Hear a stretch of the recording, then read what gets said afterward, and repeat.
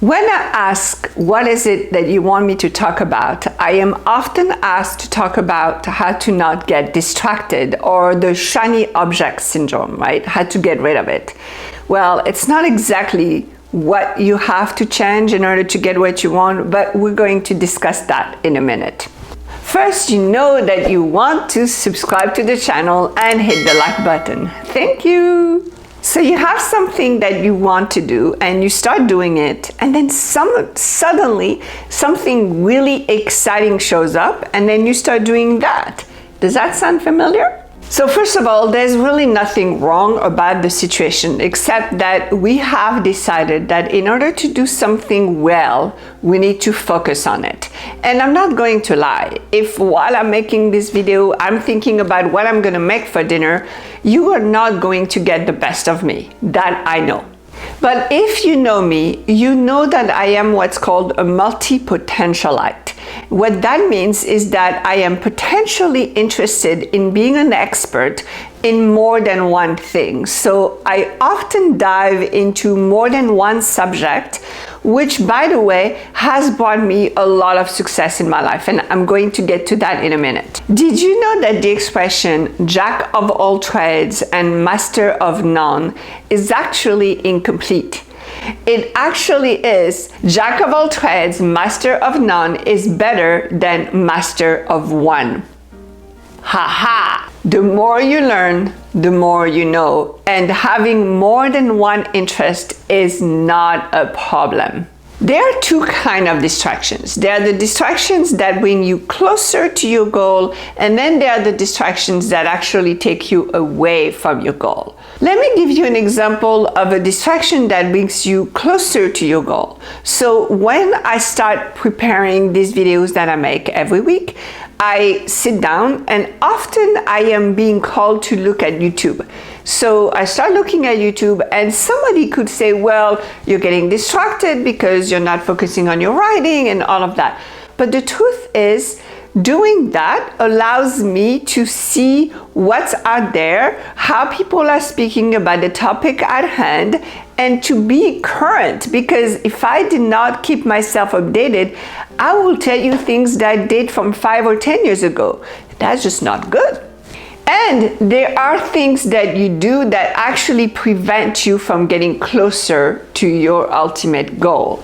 Now, an example of those things is, for instance, if I go back to preparing a video, while I'm preparing the video, I start getting the idea that I need to go shop for this or shop for that, and then I open my browser and I start looking for that. Now, shopping for this or that, like a shirt or something, does not necessarily have to do with the video, so it takes me away from what I was actually doing. When this happens, it is often related, I would say 99% of the time, it's related to some kind of fear or discomfort, but a lot of time, even discomfort is an expression of fear.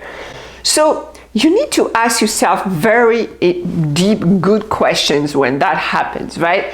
So for instance, a good question would be, if I focus on finishing what I started, if I focus on doing this instead of going toward the distraction, how would my life change if I do this? Every time we are afraid of something, it's because we are afraid of the change that it's going to bring, right?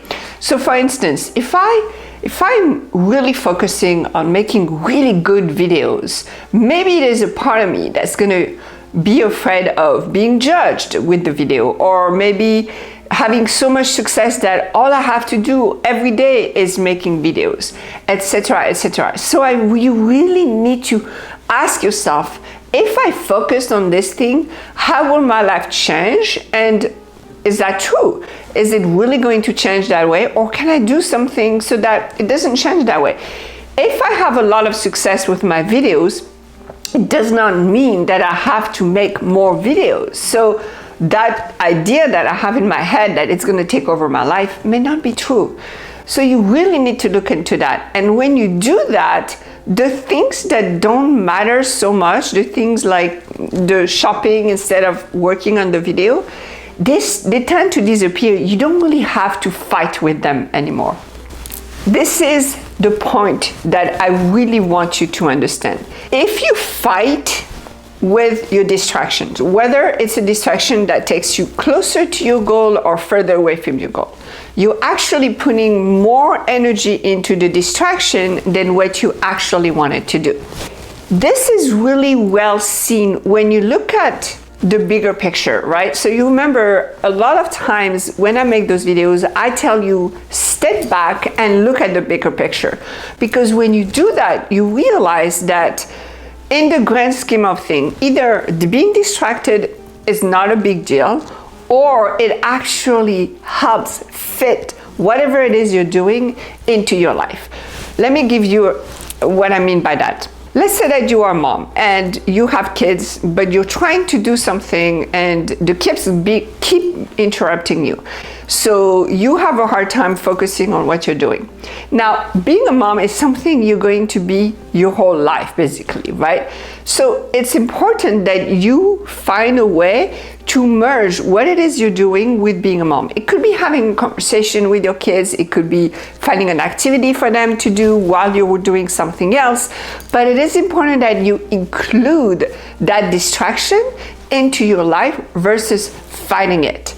So distractions are not so bad as long as they fit in your life. But like I said, the biggest distraction that you can find is when you are taking yourself away from what you want. And those distractions, it's simply about what it is that you want to do, not what it is that you're doing. Now, I want to go back to what I was explaining earlier about being a multi-potentialite. I've had a lot of different interests, right? So I always thought it was wrong because I was not an expert into anything. And then one day, a client of mine told me that she would much rather pay me money so that she can ask me any question she has about anything, because she knows I do a lot of research and I have a lot of information, than her doing the research. So she would rather pay me to actually be the multi-potentialite that I am. See, sometimes we are what is required in our community. We are that person that people can come to because they know we're going to have the answer, or because they know we can do multiple things. It is important that you honor who you are. I know, because as an artist, when I started painting, I looked into many different techniques.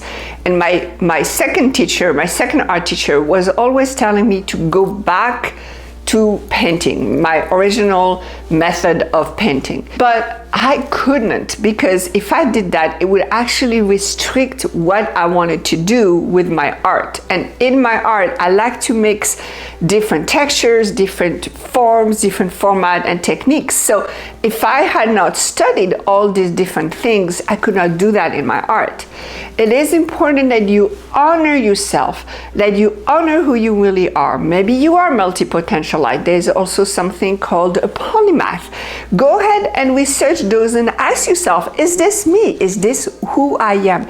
And if it is, please honor it. Do not say, well, it's wrong, I need to focus on one thing at a time. Remember, you need to focus on the task, but your life can be full of different experiences. So do not feel bad because you keep getting distracted by this or by that. It is all about you and who you are in the world. Okay, that's it for today. If you would like more information, or if there is a question you have, please comment below and I'll see you soon. Bye.